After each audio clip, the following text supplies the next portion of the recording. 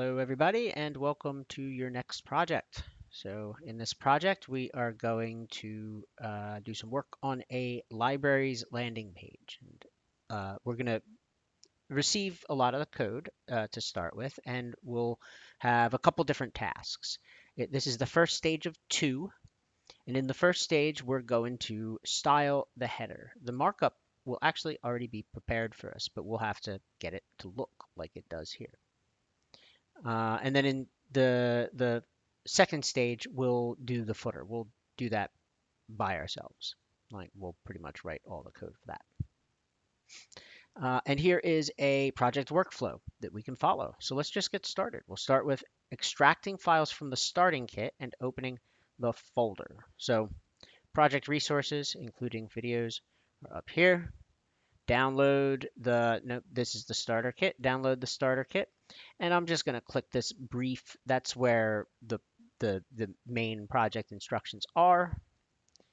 And all right. So once you've downloaded it, it'll most likely go to your downloads. On Mac, that's what I'm using, use Command Space to open Spotlight, and you can type downloads. That's usually one of the better ways to navigate around Mac. On Windows, try hitting the Windows key and typing downloads, and it should take you to the downloads directory. Once you're there on Mac, you can just double click and it will extract the files, which is very convenient. And in fact, if you were using Safari, I think the default setting is to Safari web browser. The default setting, I believe, is to extract it automatically. On Windows, you'll have to right click and then look for a extract option.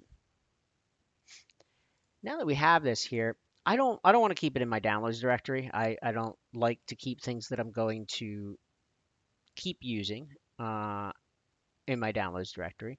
So here's one option, one of the many options.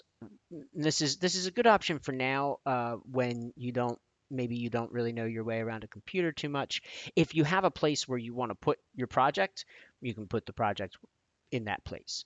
Um, and in later sprints, you'll learn some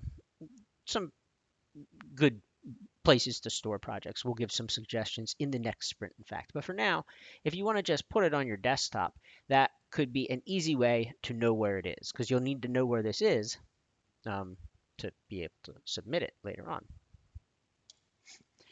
Okay, so here it is. And how do we open it in VS Code? Well, the way I'll do is, again, Command Space or Windows key on Windows, and just start typing in VS Code or maybe just code. And no, it looks like VS Code doesn't work there. Well, here it is. There, you see? Visual Studio Code. Now open that up. Oh, of course it's got, um, it wasn't supposed to have a project there. Let me try that again. All right, let's try it again. All right, so this time it opened up VS Code, and it's empty. There's no project in it. That's what I was going for. So once this has happened, once you have this opened, you can go to Open Folder and then find the folder, which I put mine on Desktop.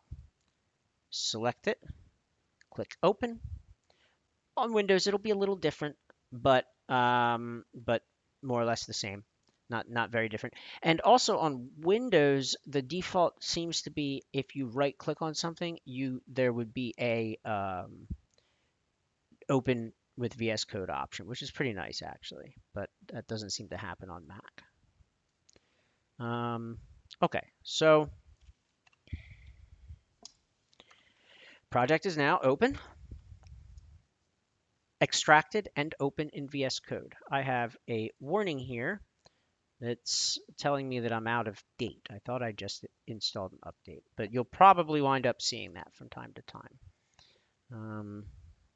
And then you'll have to, usually a pop-up appears down here and tells you that it's time to update. I'm not sure why it's still telling me it needs to be updated, but all right, so there we are. Install the dot extension. I'm not going to do that, but you probably should. It would be very useful. It's an extension in VS Code that you can install that is an AI that will help you with projects. So I'm just going to mark that off. Follow instructions in the PDF brief. Write all your code in style.css because, as I said, we're just going to do some styling work in this project stage. So here's the brief that I opened. You can download it or you can just check it out in the browser. Um, let's see. So this is going to be the bulk of where we're doing the work. We'll walk through the brief. This is just the getting started orientation video. So I wanted to help you get started with your project and show you how everything is structured.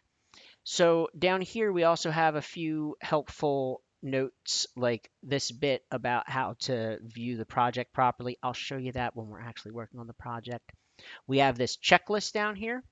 Once you're done in the PDF brief, these are basically all the tasks the main tasks that you need to accomplish. And so that checklist is there. It's optional, but it's useful for you. We also have a document of general coding best practices, basically. And these will expand as you go through the course. It's a good idea to be familiar with these. You don't necessarily have to go through and check off your code for each of these every single time you submit. But we want to have this in place somewhere for you. And then down here are instructions on how to submit your project for when it is time to submit your project. It's going to be different than it was previously. So that's it for now, really. Let me just mention there are project submission videos. I'm not gonna these are pre-recorded videos that are ready for you that explain how to submit your project via a zip archive. All right, so that's everything.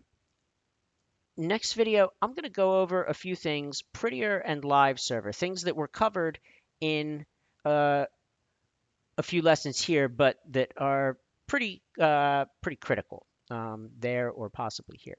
They're very critical, and so I'm going to cover them.